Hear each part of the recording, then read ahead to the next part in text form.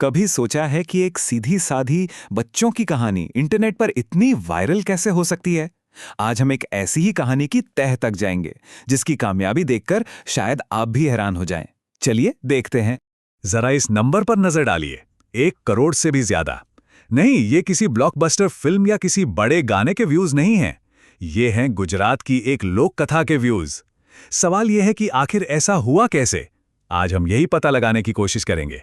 तो बड़ा सवाल यही है कि गुजरात की एक पारंपरिक कहानी जो पीढ़ियों से सुनाई जा रही है, वो अचानक से एक वायरल सेंसेशन कैसे बन गई? क्या ये बस ऐसे ही हो गया या इसके पीछे कोई सोची समझी वजह है? आइए इस रहस्य से पर्दा उठाते हैं। तो चलिए इस पूरी कहानी की दुनिया में थोड़ा और गहरा उतरते हैं और समझने की कोशिश करते हैं कि आखिर माजरा क्या है। तो ये है वो वीडियो जिसने इंटरनेट पर इतनी धूम मचा रखी है। आप टाइटल देखिए, गुजराती में भी है और अंग्रेजी में भी। मतलब साफ है कि इसे ज्यादा से ज्यादा लोगों तक पहुंचाने की कोशिश की गई है। और कहानी किसकी है? एक टोपी बेचने वाले और कुछ शरारती बंदरों की। अच्छा, इस वीडियो की कामयाबी को समझने के लिए ना पहले हमें बाल वार्ता को समझना होगा कि आखिर ये है क्या। चलिए जानते हैं। बाल वार्ता नाम सुनकर ही बचपन की यादें ताजा हो जाती हैं, है ना? इसका मतलब है बच्चों की कहानियां। पर ये सिर्फ कहानियां नहीं है, ये वो कहानियां हैं जिन्हें सुनकर हम सब बड़े हुए हैं, जिन्हें हमारे दादा दादी नाना नानी सुनाया करते थे। और हर कहानी के आखिर में एक अच्छी सीख छिपी होती थी। लेकिन देखिए, सिर्फ एक अच्छी कहानी होना ही काफी नहीं होता, उसे सही तरीके से लोगों तक पहुंचाने वाला भी तो चाहिए। तो चलिए देखते हैं कि इस कहानी को डिजिटल दुनिया में कौन लेके आया और उनकी स्ट्रैटेजी क्या थी। आप देखिए, इस चैनल का मिशन कितना साफ और सीधा है।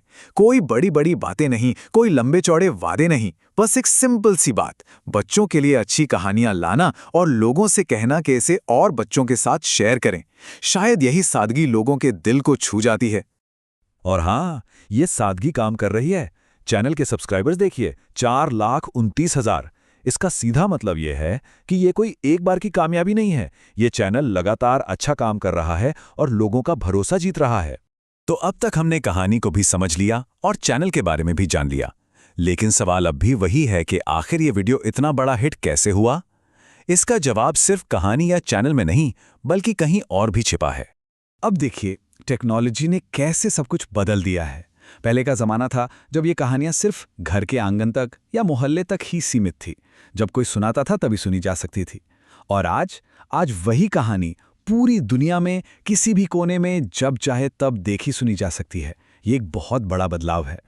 तो असल में इसकी सफलता का राज पुरानी सदाबहार कहानी और आज की नई टेक्नोलॉजी के इसी मेल में छिपा है। एक ऐसी कहानी जो कभी पुरानी नहीं होती और एक ऐसी टेक्नोलॉजी जो उसे हमेशा के लिए जिंदा रखती है। लेकिन ये कहानी सिर्फ एक उदाहरण है।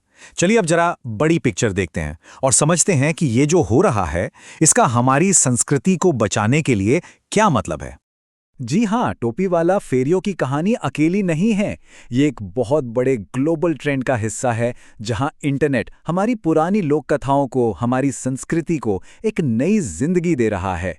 एक तरह से उनका डिजिटल पुनर्जन्म हो रहा है। तो हम आपको इसी एक सवाल के साथ छोड़ जाते हैं।